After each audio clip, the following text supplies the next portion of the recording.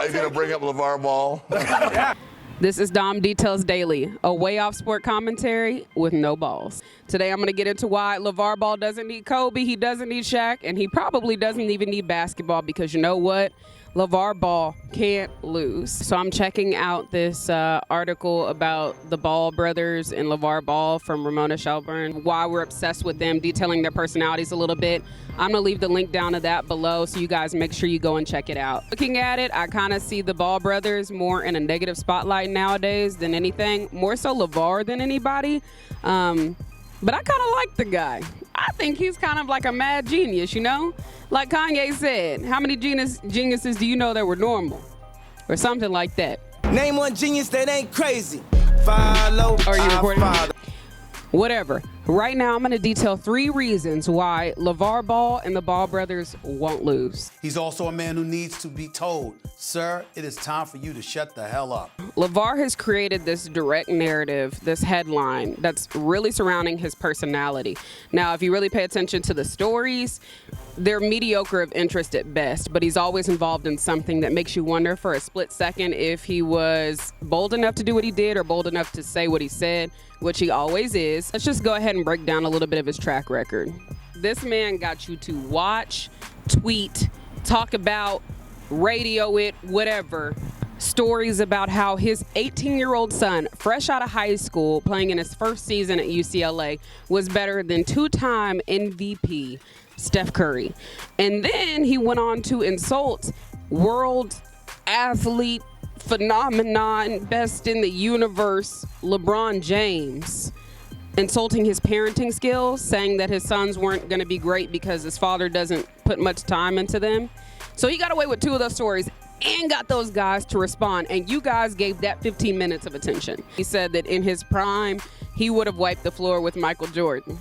Now, he said that knowing that there's a thing called the internet and Google that shows you his stats in college where he averaged all of 2 points. So we're going to go with that. Not only do you insult the greatest in the world and get attention, but you get attention from one of the most well-known figures in sports, and you get him to comment. For even the people who don't watch basketball, a lot of people know Charles Barkley from commercials, from all of these other things. So if you hear him saying that, what else are you going to do but tune in? His personality brought him to 3 of the biggest shoe companies' offices in the world. He sat there with a prepared, well thought out, pretty nice shoe. It was bold enough, y'all, bold enough to say that he wanted a co-partnership. In other words, my kid's going to wear our brand. We're going to make this big and y'all should jump on the train.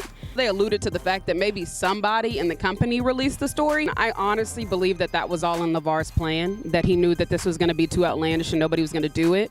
So he released the story himself.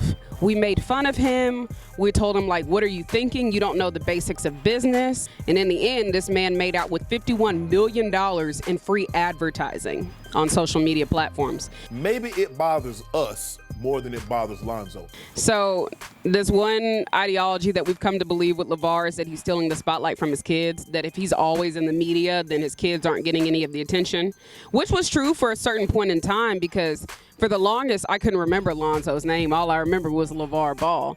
But I don't think that's the case. I actually think that was a part of his plan in the first place. LaVar Ball's kids are his saving grace at this point because it shows you the character that he's tried to instill and it shows you his parenting skills.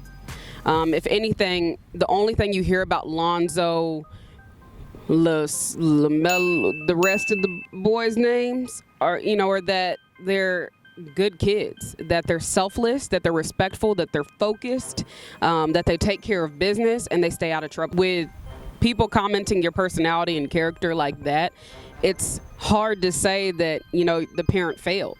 And it's hard to say that they get it from their parents, which is usually the case. Kids tend to take after one or the other when it comes to their parents. But for them to say, hey, like this is their makeup, it shows more from LaVar, who spent all of that time with his kids. And it really just teaches you that, guys, you can be authentic, that you can still be respectful, not almost in his case. All you need to do is be consistent, work hard, be disciplined, and be yourself, and you can still be successful. And I think that's a learning lesson that a lot of us can take. You're going to have women who like your brand.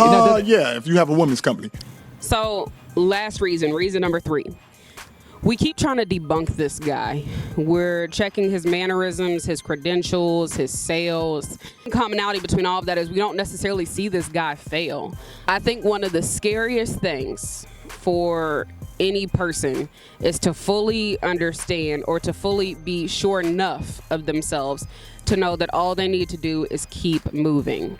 And that's what Lavar Ball has gotten, and that's what he's instilled in his kids. Stay focused, be consistent at whatever you're doing, put all of your efforts into it, even if it's somewhat annoying the crap out of a lot of people, and you're going to find success somewhere. He keeps popping up in your Google search bar, he keeps popping up on your television, on your radio, and you consistently wonder why. Because he's an anomaly. You can't figure him out, and you're trying to, but you won't, because he has the one thing that a lot of us don't have, and that is pure shamelessness. So I found another reason. You clicked on the video. You wanted to know just like everyone else. Normal didn't find the Jacksons. It didn't find the Kardashians. It definitely didn't find Kobe and whatever Shark Discovery Channel stories he's got. And it's sure as heck not going to find the Ball brothers. In this game, you need a big ego and a basketball. 2 out of 2 have never been bad odds, y'all. So you guys tell me what you think. You tell me if I'm being crazy, if I'm really that way off. I don't think so. I think these guys are pure genius. And I'll see you guys. Make sure you subscribe so you guys can see me tomorrow. This is Dom Details, way off, way out. And I'm still not buying those shoes. Peace out, guys. I'll see y'all next time.